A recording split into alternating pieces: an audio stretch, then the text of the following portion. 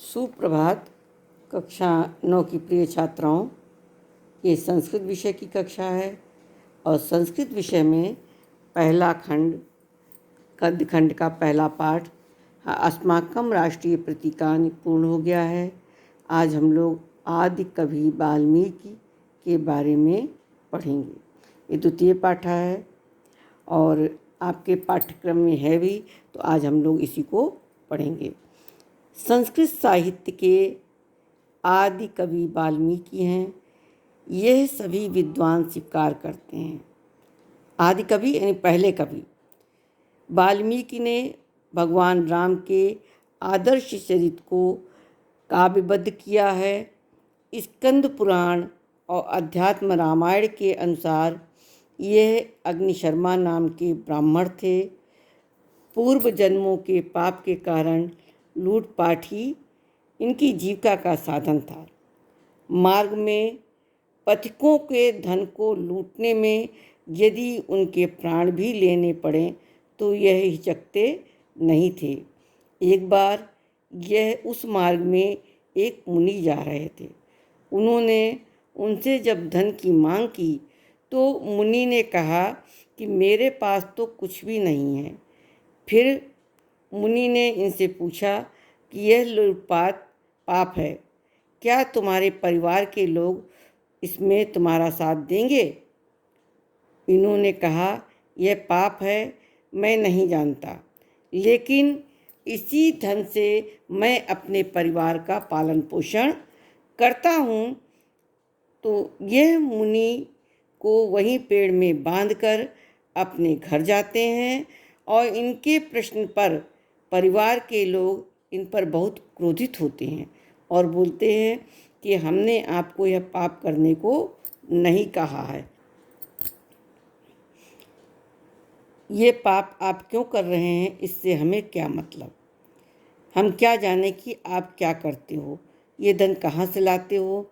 हम आपके इस पाप में क्यों सहभागी बने? परिवार के लोगों का उत्तर सुनकर यह अत्यंत दुखी और आश्चर्यचकित होकर मुनि के पास लौट आए और मुनि ने इनका मन शांत करने के लिए इन्हें राम नाम जपने को कहा, परंतु अपनी कार्यवृत्ति के अनुसार ये मरा मरा जपते हुए तपस्या करने लगे। जब कोई व्यक्ति लगातार मरा मरा मरा मराम करता है तो राम राम स्वतः ही निकलने लगता है। इस प्रकार समाधि में लीन होकर बहुत वर्षों तक तपस्या करते रहे। तपस्या में लीन इनके शरीर पर दीमकों ने जगह बना ली। इनका पूरा शरीर मिट्टी से ढक गया। तब वरुण की अनवरत जलधारा से मिट्टी बह गई और इनका शरीर प्रकट हो गया। मुनियों के अनुरोध पर इन्होंने अपनी आँख खोली। दीमकों की मिट्टी के ढेर से निकलने के कारण वाल्मीकि और प्रचेता के द्वारा जलधारा से मिट्टी हटाकर बाहर निकाले जाने के कारण प्राचेतस इन दो नामों से ये प्रसिद्ध हुए, वाल्मीकि और प्राचेतस। किसी समय वाल्मीकि ने ब्रह्म ऋषि नारद से भगवान राम का लोक कल्याणकारी चरित्र सुना और तभी से उसे काव्यबद्ध करने की इच्छा ने इनके हृदय में जन्म लिया। एक बार महर्षि वाल्मीकि तमसा नदी के तट पर भ्रमण कर रहे थे। वहीं पर क्रौंच पक्षी का एक जोड़ा स्वच्छंद रूप से विचरण कर रहा था कि एक व्याध ने नर क्रौंच को बाण से घायल कर दिया। रक्त में लिपटे हुए क्रौंच के सामने बैठी क्रौंची का विलाप सुनकर वाल्मीकि का शोक काव्य के रूप में इनके मुख से निकला। इस तरह अपनी पीड़ा के व्यक्त करने पर वाल्मीकि आश्चर्यचकित हो गए और शोक सुन